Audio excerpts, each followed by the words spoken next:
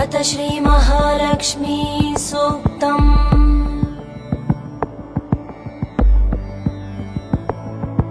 पद्मानने पद्मऊरु पद्माक्षी पद्मसंभवे त्वं मां भजस्व पद्माक्षी येन सौभाग्यं लभाम्यहम्।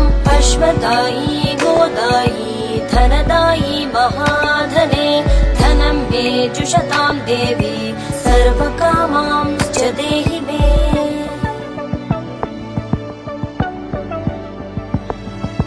पुत्रपौत्रं धनं धान्यं हस्त्यश्वादिगवोरथं प्रजानां भवसि माता आयुष्मन्तं करोतु मां।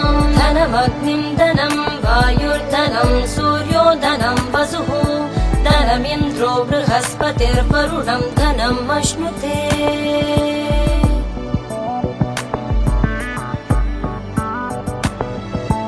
वैनतेयः सोमं पिबतु वृत्रः सोमं धनस्य सोमिनो मह्यं ददातु सोमिनः। सरसिजनिलये सरोजहस्ते धवळतरां शुभगन्धमाल्य शोभे भगवति हरिवल्लभे मनोज्ञे त्रिभुवनभूतिकरी प्रसीद मह्यम्। विष्णुपत्नीं क्षमां देवीं माधवी माधवप्रियां विष्णोः प्रियसखीं देवीं नमाम्यच्युतवल्लभां। महालक्ष्मी च विद्महे विष्णुपत्नी च धीमहि तन्नो लक्ष्मी प्रचोदयात्।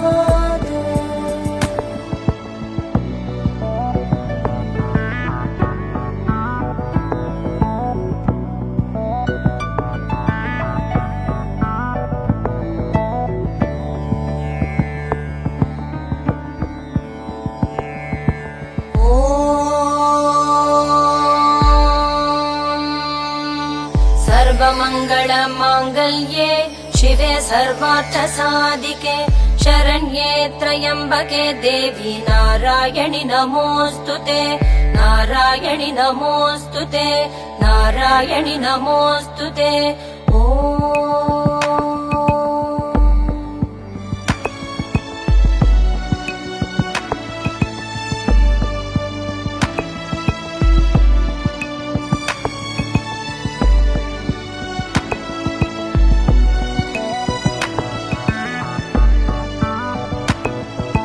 श्रीवर्चस्यमायुष्यमारोग्यमावेधात् पवमानमहीयते।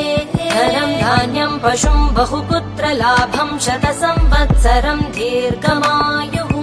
ऋणरोगादिदारिद्र्य पापक्षुधमपमृत्यवः भयशोकमनस्तापा नश्यन्तु मम सर्वदा। पद्मप्रिये पद्मिनी पद्महस्ते पद्मालये पद्मदलायताक्षि विश्वप्रिये विष्णुमनोनुकूले त्वत्पादपद्मं मयि सन्निधस्व। या सा पद्मासनस्था विपुलकटितटि पद्मपत्रायताक्षि गम्भीरावर्तनाभिस्थनभरनमिता शुभ्रवस्त्रोत्तरीया। लक्ष्मी दिव्यै गजेन्द्रमणिगणक्वचितैः स्नापिता हेमकुम्भैः नित्यं सा पद्महस्ता मम वसतु गृहे सर्वमाङ्गल्ययुः। लक्ष्मीं क्षीरसमुद्रराजतनयां श्रीरङ्गधामेश्वरीं दासीभूतसमस्तदेववनिता लोकैकदीपां पुराम्।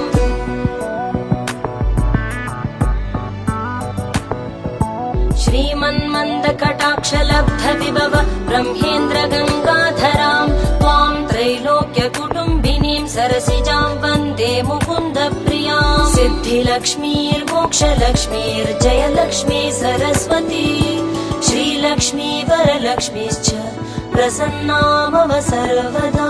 श्रीलक्ष्मी वरलक्ष्मीश्च प्रसन्ना मम सर्वदा।